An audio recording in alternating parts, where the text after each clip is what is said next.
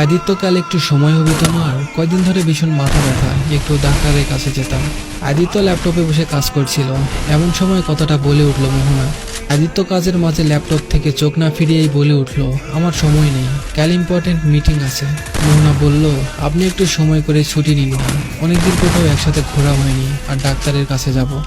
আদিত্য বলল, আশ্চর্য, সেদিনে তো ঘুরে আসলাম, আর তুমি হাজার জোরাজোরি করলেও আমি সময় দিতে পারবো না। এবার অনেক টাকার ডিল এটা, আর তোমার হয়তো মাইগ্রেনের সমস্যা, তুমি ডাক্তারের কাছে চলে যেও গাড়ি নিয়ে।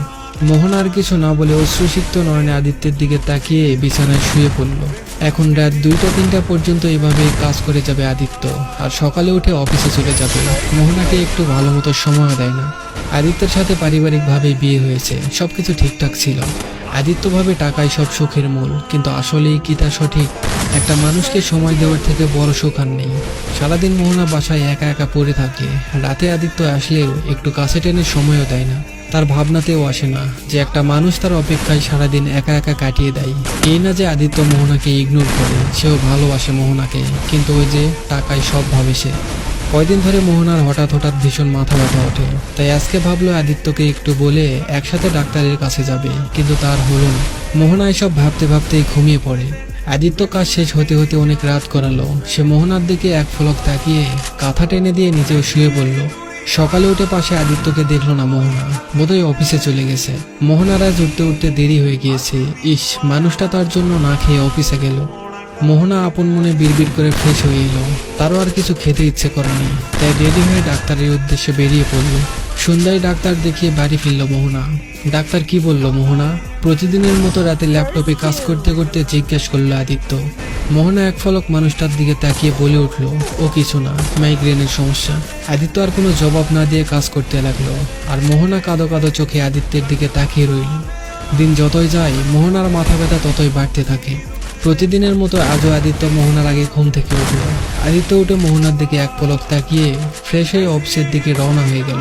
কাজের মাঝে হঠাৎ করে কল বাজতেই আদিত্য বিরক্ত বোধ হলো। ভাবলো মোহনা কল করেছে।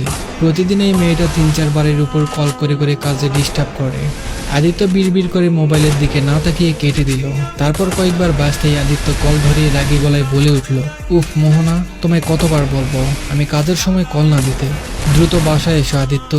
ওপাশ থেকে মায়ের ভারী কণ্ঠ শুনতেই আদিত্য বলে উঠল, মা, গ্রামের বাড়ি থেকে তুমি কখন এলে, আর তোমার কণ্ঠ এমন শোনাচ্ছে কেন? আদিত্য আর কিছু না ভেবে দ্রুত অফিস থেকে বেরিয়ে এলো। বাসার সামনে আসতেই দেখলো অনেক ভিড়। এত ভিড় কিসের আদিত্য বুঝতে পারলো না। সকালেই তো সবকিছু ঠিকঠাক ছিল। আদিত্য দ্রুত ভিড় ঠেলে ঢুকতেই দেখলো সাদা কাপড়ে ঢাকা তার প্রিয়তমা প্রেয়সী শুয়ে আছে। আদিত্য স্তব্ধ। সে দ্রুত গিয়ে এগিয়ে মোহনার পাশে মেঝেতে ধপ করে বসে পড়ল। পাশেই অদূরে তার মা মুখে আঁচল ঢেকে কাঁদছে। আদিত্যের এখনো বিশ্বাস হচ্ছে না তার মোহনা আর নেই। সে এক দৃষ্টিতে মোহনার দিকে তাকিয়ে রইল। তার এখনো বিশ্বাস হচ্ছে না মোহনা আর ফিরবে না তার কাছে, আর কোনো আবদার ধরবে না। মোহনার খাটিয়ে তুলতেই আদিত্য মায়ের উদ্দেশ্যে কাঁদো কাঁদো কণ্ঠে বাচ্চার মতো করে বলে উঠল, মা, আমার মোহনাকে কই নিয়ে যাচ্ছে? বলো না, ও একা একা থাকতে পারবে না, ও আমাকে ছাড়া থাকতে পারবে না মা। কেটে গেল 3 দিন। এখন আর কেউ এসে বায়না ধরে না, অফিসেও আর যায় না। আদিত্যের অনীহা এসে গেল সবকিছুর প্রতি। এখন আদিত্য বুঝতে পারে টাকায় সব নয়। টাকার পিছনে দৌড়াতে গিয়ে আসল মানুষটাকেই হারিয়ে ফেলল। এমনও অনেক মানুষ আছে যে টাকার খোঁজ করতে গিয়ে পরিবারকে আর সময় দেয় না। এমন যেন কারো না হয়, টাকাতেই কিন্তু সব নয়। তো এই ছিল আজকের গল্প। আশা করি গল্পটা ভালো লেগেছে। গল্পটা ভালো লাগলে অবশ্যই কমেন্ট করে জানাবেন, আর নতুন নতুন গল্প পেতে অবশ্যই পেজটা ফলো করে দিবেন।